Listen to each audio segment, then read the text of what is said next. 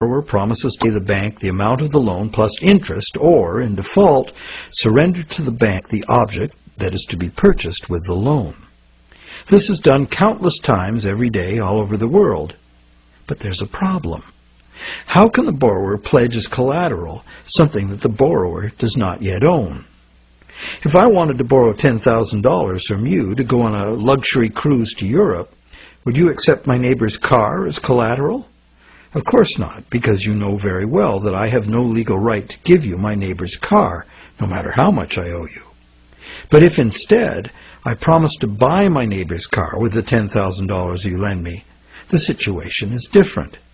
You might agree to lend me the $10,000, believing I will buy the car and will pledge it as collateral for the loan once I obtain legal title to it. However, until the transaction is completed, your $10,000 loan cannot be secured by title to the car. This sequence of events problem could be very simply avoided. You could buy the car and then sell it to me. The bank could do it this way too. If the borrower commits to the bank to buy the item, why doesn't the bank just buy it with its own money and then sell it to the borrower on time payments at interest? Well, the answer to that question is also very simple. It's because the bank, like the borrower, has come to the transaction with empty pockets. The bank fulfills its part of the so-called loan transaction by creating an account for the borrower. The truth is, the so-called borrower has funded his own account by fraudulently pledging a car he does not yet own as collateral. And the bank, the so-called lender, hasn't put up any existing money at all. And, if all goes well, it never will.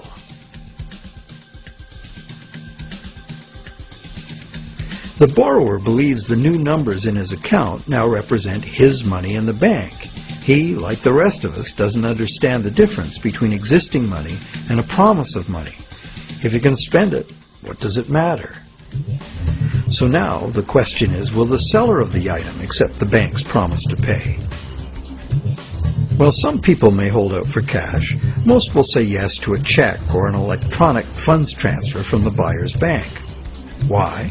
Because the seller knows from experience that she can deposit the check at her bank and it will increase her account accordingly. So what happens next?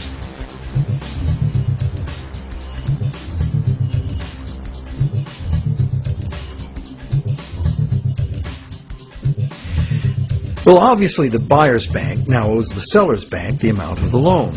So you might be thinking, isn't this where the money comes out of deposits?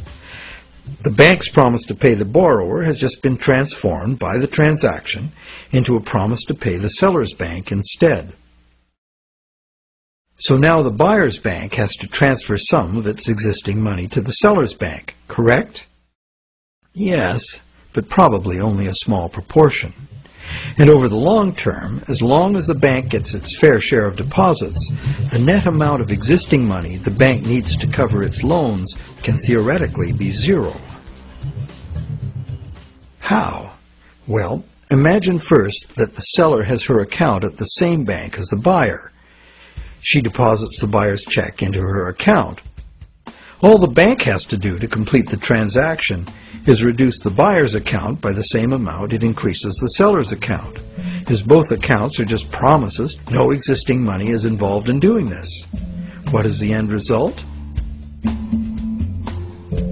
The bank has created bank credit for the borrower to the sum of $10,000. The borrower has bought the car that existed in the world of real things, and the seller now has that bank credit of $10,000.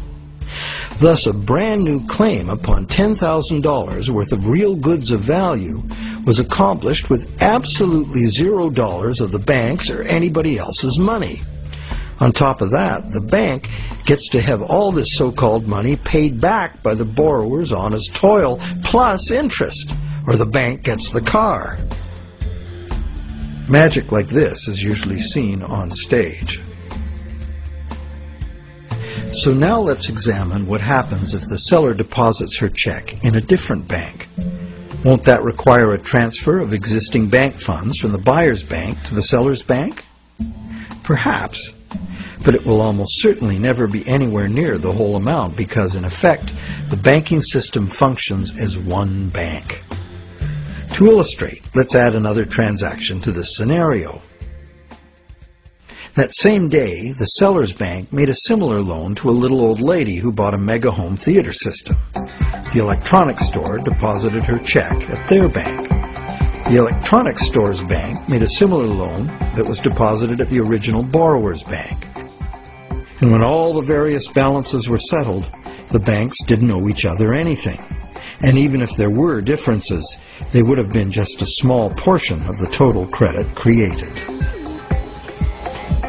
So, at this point we can say that although banks don't actually lend out their depositors' money, as most of us imagine, they still need deposits to make loans. This is because banks need incoming credit from other banks to offset their own credit being deposited at those banks. As long as banks keep their outgoing credit balanced with incoming credit, they are free to make new loans and thereby keep creating brand new credit money. None of it will ever have to come out of the bank's pockets. The bank is free to invest its own funds in corporate and government bonds and whatever other instruments their charter allows. If one draws a diagram of it all, it looks like this. The interest governments and corporations pay the banks on their bonds is paid by us. We pay it as a portion of our taxes, and we pay it in the price of all the goods and services that we buy. And there is another thing passed on to us as well, and that's the risk that the bank will go broke and not be able to honor its promises to pay. Now you may wonder, how can a bank go broke if it doesn't put any money up in the first place? What have they got to lose? The answer to that question is that banks differ from counterfeiters in that the banks are legally allowed to create new money, but only by certain rules of accounting. Banks can only create money by entering a borrower's payments and collateral as an asset on the positive side of the ledger, balanced on the negative side by the loan, or what the banks call the deposit liability created by the bank. When the borrower defaults on the payments, the asset pledged as collateral is seized by the bank and sold.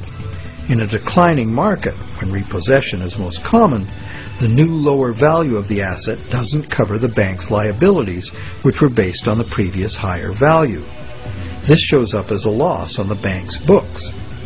When foreclosures are rampant, as in a collapsing real estate market, much of the value of the bank's collateral simply evaporates as home prices drop, exposing the bank to huge losses. In truth, it's all just numbers, created out of thin air. But banks must adhere to the dictates of these numbers, and the consequences of bank arithmetic gone wrong can include economic standstill, social disintegration, total financial chaos, lawlessness, starvation, and war.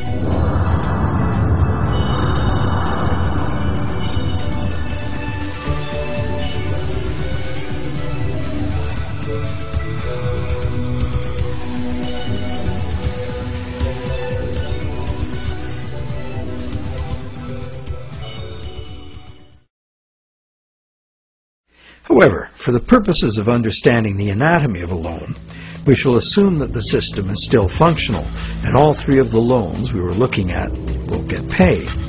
The end result is that not $1 of existing money has changed hands.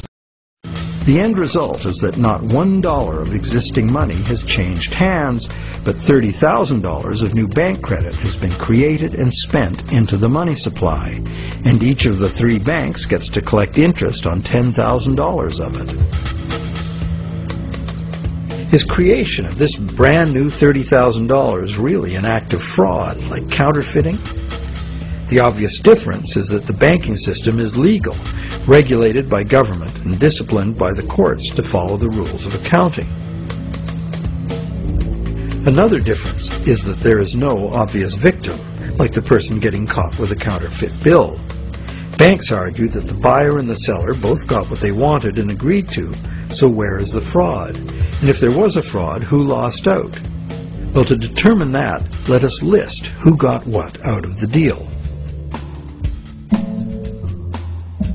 The borrower got the item he desired on terms he willingly agreed to.